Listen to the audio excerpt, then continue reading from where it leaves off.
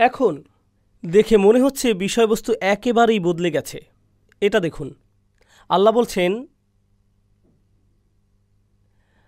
আশ-শামসু ওয়াল কমারু বিহুসবান, সূর্য আর চাঁদ কিন্তু খুবই সূক্ষ্ম হিসেব করে চলে। দাঁড়ান, আল্লাহ তো চাঁদ সূর্য নিয়ে কথা বলছিলেন না। কি নিয়ে কথা বলছিলেন? তিনি বলছিলেন কোরআন নিয়ে, বলছিলেন মানবজাতির কথা বলা শিক্ষা নিয়ে, তাই না? আর হঠাৎ করে কি বলে দিলেন? সূর্য আর চাঁদ সূক্ষ্ম হিসেব করে চলে। আপনাদের এই যোগসূত্র বুঝিয়ে দিচ্ছি, সবচাইতে গুরুত্বপূর্ণ যোগসূত্র এটি। কোরআনে সব কিছুই সম্পর্কযুক্ত। যদি এই সম্পর্ক না বোঝেন তবে আপনি এর উদ্দেশ্যই বুঝবেন না। এটাই কোরআনকে কোরআন বানায়, এটাই কোরআনের সৌন্দর্য। তো শুনুন, কাফিররা এই প্রথম এমন এক বই দেখল যা একই সাথে বার্তা আবার মিরাকেলও, এটা আগেই প্রমাণ করেছি। তারা বলছে, থামো থামো থামো, শব্দের মধ্যে আহামরি এমন কি আছে? নতুন কিছু দাও আমাদেরকে। তুমি কি এই মরুভূমি নিয়ে একে স্বর্ণ বানিয়ে দিতে পারবে? সেটা হবে অসাধারণ। যদি তোমার আল্লাহ এটা করতে পারেন, আমি মুসলিম হয়ে যাব, খুব মজা হবে। নইলে এক কাজ করো, ইন তুবি আবা ইনকুন্তুম সাদিকিন, দেখো আমরা আমাদের দাদা পরদাদাদেরকে বিশ্বাস করি। তারা খুবই প্রজ্ঞাবান ছিলেন, কিন্তু তারা তো মারা গেছেন। তাই আমার দাদা যদি বলে যে তুমি সত্যিই নবী, তাহলে তোমাকে বিশ্বাস করব। কিন্তু দাদা যেহেতু মারাই গেছে, এক কাজ করো, আমার দাদাকে মৃত থেকে জীবিত করে দাও।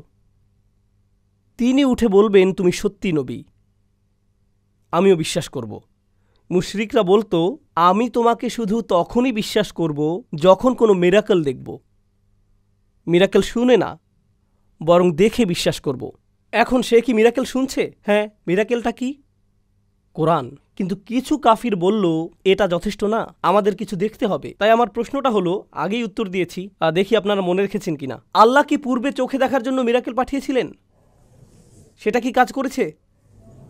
সেসব জাতির কি হয়েছিল? তাই যদি আল্লাহ চোখের জন্য এবার মিরাকেল পাঠান, কি হওয়া উচিত? তাহলে এই জাতি ধ্বংস হয়ে যাবে। কিন্তু বড় এক সমস্যা আছে, ইনি তো শেষ নবী, আর এরাও শেষ জাতি। এই জাতি যদি ধ্বংস হয়ে যায়, দুনিয়াতে কোনো হেদায়েত অবশিষ্ট থাকবে না। কি হওয়া উচিত? এই জাতির ধ্বংস হওয়া যাবে না। এর মানে চোখের জন্য কোনো মিরাকেল পাঠাতে পারবেন না, পারবেন না। আর যদিও পাঠান, তবু আল্লাহ কিছু একটা করে তাদেরকে দয়া দেখাবেন। চাঁদ দ্বিখণ্ডিত করার পরেও তবুও সেটা তাদের জন্য যথেষ্ট ছিল না। তাছাড়া দেখুন, তারা শুধু চাচ্ছিল চাচ্ছিল আর চাচ্ছিল। আল্লাহ চাঁদ দ্বিখণ্ডিত করার পরেও কোনো কাজ হয়নি। আর এটা আমেরিকাতেও বেশ কমন। তারা বলেছিল আমি বিশ্বাস করব যখন চোখে দেখব। এটাই অবিশ্বাসীদের বক্তব্য ছিল, আমি শুধু দেখার পরই বিশ্বাস করব। এখন আল্লাহ নিজের মতো করে উত্তর দিচ্ছেন। আপনাদেরকে বলেছি, মানুষ আর প্রাণীদের মধ্যে পার্থক্য আছে, ঠিক? মানুষ কিভাবে যোগাযোগ করে? কথা। হাস্যকর উদাহরণ দিচ্ছি, তবে ব্যাপারটা আপনারা বুঝতে পারবেন। হাইওয়েতে ড্রাইভিং করছেন, রেডিও শুনছেন। এই হাইওয়েতে একটি দুর্ঘটনা ঘটেছে, বড় ট্রাফিক জ্যাম আছে, বের হয়ে যান। সেটা 10 মাইল দূরে। আপনি কি দুর্ঘটনাটি দেখেছেন? না। আপনি কি এখনও জ্যামটি দেখেছেন? না। শুধুমাত্র রেডিওতেই কথাটি শুনেছেন, এটাই শুধু শুনেছেন, আর কিছুই না। আপনি বের হয়ে যান নাকি না? নাকি বলেন, আরে রেডিওর এই কুফফাররা, ইন জাআকুম ফাসিকুম বিনাবাইন ফাতাবাইয়ানু, আমি এসব কুফফারদের বিশ্বাস করি না, সোজা যেয়ে নিজের চোখেই দেখব, নিজে দেখেই বিশ্বাস করব। না, আপনি ঠিকই বেরিয়ে যান, তাই না? আপনি দেখেননি, তবুও কি বের হয়েছেন। ডাক্তারের কাছে গেলেন, তিনি আপনার পরীক্ষা করলেন, স্ক্যান করলেন, ঠিক আছে? এরপর বললেন আপনার এই সমস্যা আছে, এই ইনফেকশন আছে।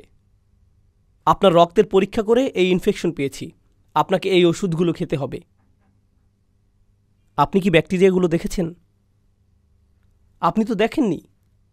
কিন্তু ডাক্তার যখন ওষুধ নিতে বলল, দেখি আমি ব্যাকটেরিয়াগুলোকে দেখব, দেখি চর বসিয়ে দিই, আমি ব্যাকটেরিয়া ঘৃণা করি, আমার শরীরে কেন এসেছিস? আপনি বিশ্বাস করে ফেলেন। কেন? কারণ যখন মানুষ কথা বলে, আপনার সাথে নির্ভরযোগ্য তথ্য দেয়, তখন সেটা দ্বারা উপকৃত হয়ে কাজ করতে পারেন। এভাবেই পুরো জীবনযাপন করেন আপনি, এভাবেই আপনি গাড়ি চালান, এভাবেই আপনি মেডিকেল ডাক্তারের উপকার নেন। যখন কেউ আপনার ক্যারিয়ার নিয়ে উপদেশ দেয়, তখনও এটাই করেন আপনি। সেই উপদেশ গ্রহণ করেন, কারণ মনে করেন তারা নির্ভরযোগ্য তথ্যের উৎস হতে পারে।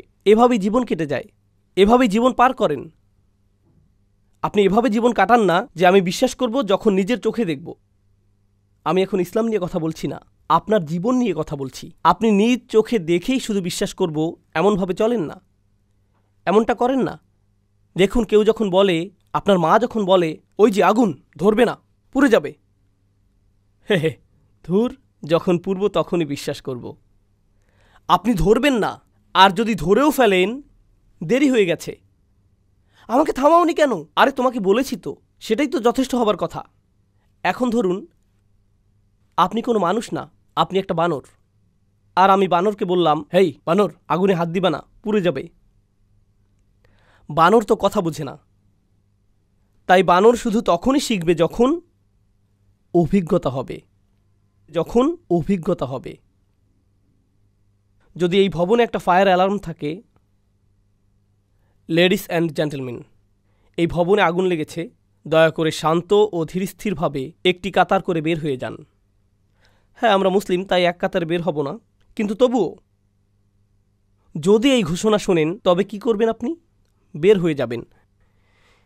কিন্তু ভবনে যদি একটি বিড়াল থাকে বা একটা ইঁদুর থাকে, কোনো একটা মাছি আছে এখানে, সবাই একই ঘোষণা শুনছে, কিন্তু তারা কি চলে যায়?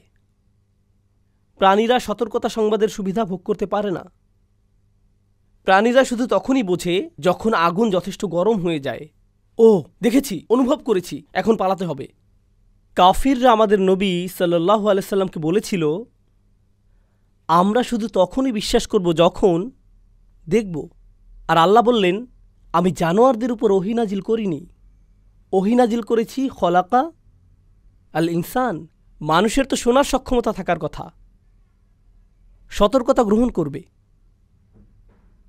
আমি তোমাদের সাথে জানোয়ারদের মতো আচরণ করিনি, কারণ তোমরা মানুষ। আমি তোমাদের সাথে জানোয়ারদের মতো আচরণ করিনি। আল্লাহর রহমত এটা যে তোমাদের সাথে মানুষের মতো আচরণ করেছেন, কথা দেবার মাধ্যমে, মার দিয়ে নয়, শব্দ দিচ্ছেন তিনি। তারা তবুও বলছে, না না না, আমরা এখনও দেখতে চাই। আল্লাহ বলছেন, কি কি দেখনি তোমরা? আশ-শামসু ওয়াল কমারু বিহুসবান, সূর্য চন্দ্র এক নিখুঁত ক্যালেন্ডার অনুসরণ করে। প্রত্যেকটি দিন তোমরা আল্লাহর ক্ষমতা দেখতে পাচ্ছ। এটাও যথেষ্ট না তোমাদের জন্যে? এটা অসাধারণ লাগে না তোমাদের? পৃথিবীকে বেঁচে থাকার জন্যে, এখানে জীবনের অস্তিত্ব থাকার জন্যে সূর্য একদম নিখুঁত দূরত্বে অবস্থান করছে। জোয়ার ভাটার জন্য চাঁদও একদম নিখুঁত দূরত্বে অবস্থান করছে। ক্যালেন্ডার তৈরি করার জন্যেও মানুষের তৈরি সমস্ত ক্যালেন্ডার হয় সৌর অথবা চন্দ্রের ভিত্তিতে। আমাদের সমস্ত সময়ের হিসেব সৌর কিংবা চন্দ্রের সম্পর্কিত। আল্লাহ আমাদের মুসলিমদের বলে দিয়েছেন যেন চাঁদ আর সূর্যের প্রতি ভালো করে লক্ষ্য করি। কেন? কারণ দৈনন্দিন জীবনে আমরা সূর্য খেয়াল করি কিসের জন্যে? নামাজের সময়ের জন্য। আর বাৎসরিকভাবে আমরা চাঁদের খেয়াল রাখি কিসের জন্য? হজ, রমজান, শাওয়াল। সূর্য হলো আমাদের ঘড়ি, আর চাঁদ আমাদের ক্যালেন্ডার, তাই না? আবারও বলছি, সূর্য হলো আমাদের কি? ঘড়ি, আর চাঁদ আমাদের ক্যালেন্ডার। দেখুন, আপনাদের বাসার দেয়ালে একটা ঘড়ি আর ক্যালেন্ডার আছে, তাই না? আল্লাহ আকাশে একটি ঘড়ি আর একটি ক্যালেন্ডার বসিয়ে দিয়েছেন, আপনাকে ঝোলাতে হবে না। আর আপনার ঘড়ি, ক্যালেন্ডার কখনো ভুল হয়, পৃষ্ঠা উল্টাতে ভুলে যান, কিংবা দেয়াল ঘড়ির ব্যাটারি শেষ হয়ে যায়, কিন্তু তিনি যেই ঘড়ি আর ক্যালেন্ডার আকাশে বসিয়েছেন কখনোই ব্যাটারি শেষ হয় না। আশ-শামসু ওয়াল কমারু বিহুসবান। কি অসাধারণ! তোমরা কি দেখো না গর্ধব? সূর্যটা দেখো, চাঁদটাকে দেখো, কোত্থেকে এসেছে মনে হয়? আর তাই আল্লাহ আমাদের বলছেন দুই ধরনের আয়াতের কথা। একটি হলো কোরআনের আয়াত, যেটা এই লোকেরা অস্বীকার করেছে, কিন্তু কোরআনের এই আয়াত অস্বীকারেরও অনেক আগে থেকেই তারা এই দুই চোখের আয়াতকে অস্বীকার করে আসছে। তারা বলে শুধুমাত্র দেখেই বিশ্বাস করব। আল্লাহ বলছেন, তোমরা তো কিছুই দেখতে পাও না, সমস্যা কি তোমাদের? দেখার তো বহু জিনিসই আছে। তাই এই পরিচ্ছেদের বাকিটা কি হবে? দুই চোখে যা দেখতে পান, এটাই হবে চিন্তার কেন্দ্র। কি কি দেখতে পান, এটা নিয়ে আরেকটা কথা বলবো, এরপরে এই সেশন শেষ করব। সূর্য আর চন্দ্র নির্ভুল হিসাব অনুসরণ করে, হুসবান। কিন্তু হুসবানের আরেক অর্থ হল ধ্বংস। হুসবান শব্দটির দুটো অর্থ। সূর্য আর চন্দ্র নির্ভুল হিসেব অনুসরণ করে, আরেক অর্থ হল চন্দ্র আর সূর্য ধ্বংসের খুবই নিকটবর্তী। কি হবার খুবই নিকটে? ধ্বংসপ্রাপ্ত। যেমন আল্লাহ সূরাতুল কাহাফে বলেন, আও ইরসিলা আলাইহা হুসবানাম মিনাস সামাই ফাতুসবিহা সাইদান যালাকা। আল্লাহ আসমান থেকে হুসবান পাঠিয়ে তোমাদের বাগান ধ্বংস করে দিতে পারেন, মানে আল্লাহ আকাশ থেকে ধ্বংস পাঠাতে পারেন। সূরাতুল কাহাফে হুসবান ধ্বংস অর্থে এসেছে। তাহলে এখানে দুটো অর্থ, একটি হলো সূর্য আর চন্দ্রের নির্ভুল হিসেব আছে, অন্য অর্থটি হলো সূর্য আর চন্দ্র কি হতে যাচ্ছে? ধ্বংস। আপনাদেরকে বলি কেন এই অর্থটা গুরুত্বপূর্ণ। বিচার দিবসের সবচাইতে বড় নিদর্শন কি?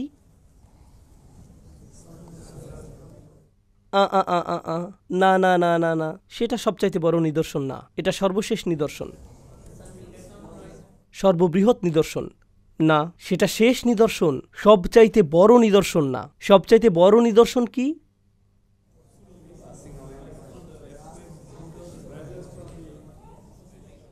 না, পশ্চিম দিক থেকে সূর্য ওঠা না। ঠিক, একজন ঠিক বলল। শেষ নবী,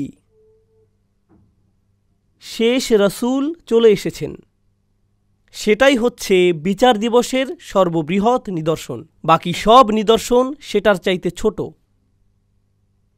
শেষ রাসূল মানে এরপর আল্লাহ আর কোনোই যোগাযোগ করবেন না, এটাই যথেষ্ট। কোন দিন পর্যন্ত?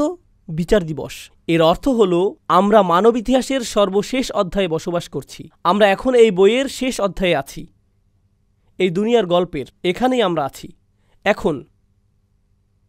কার কার মনে আছে আগের সূরা কিভাবে শুরু হয়েছিল? আগের সূরা সূরাতুল কমার মনে আছে?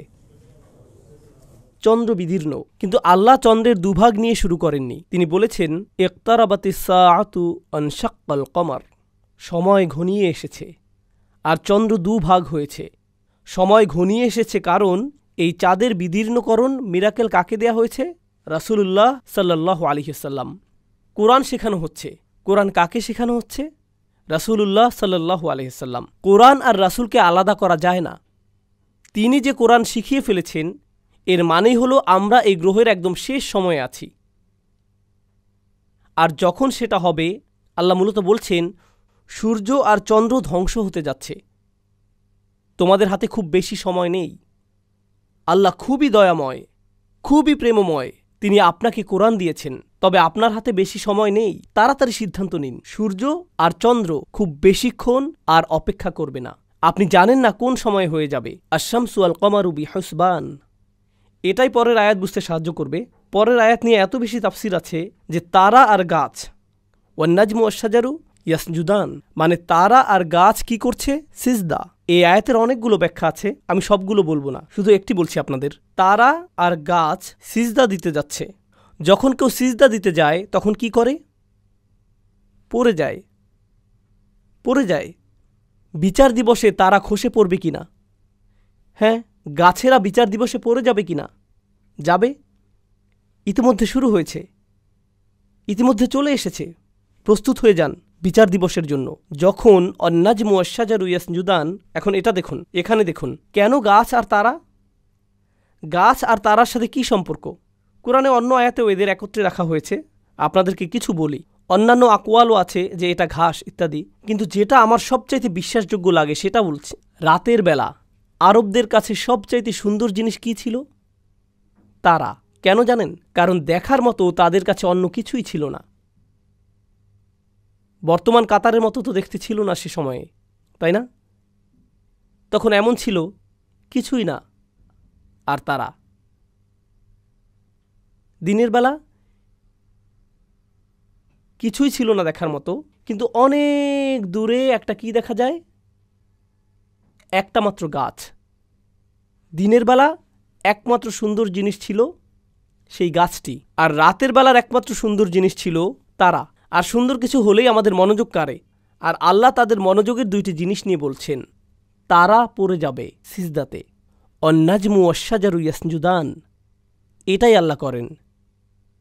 তো তিনি মানবতাকে বলছেন শেষ সময় আরও আরও আরও কাছে চলে এসেছে, একদম প্রস্তুতি গ্রহণ করো। আল্লাহ প্রচণ্ড দয়ালু, কিন্তু সব সময়ের জন্য নয়, চিরকালের জন্য নয়, এটা একসময় শেষ হবে।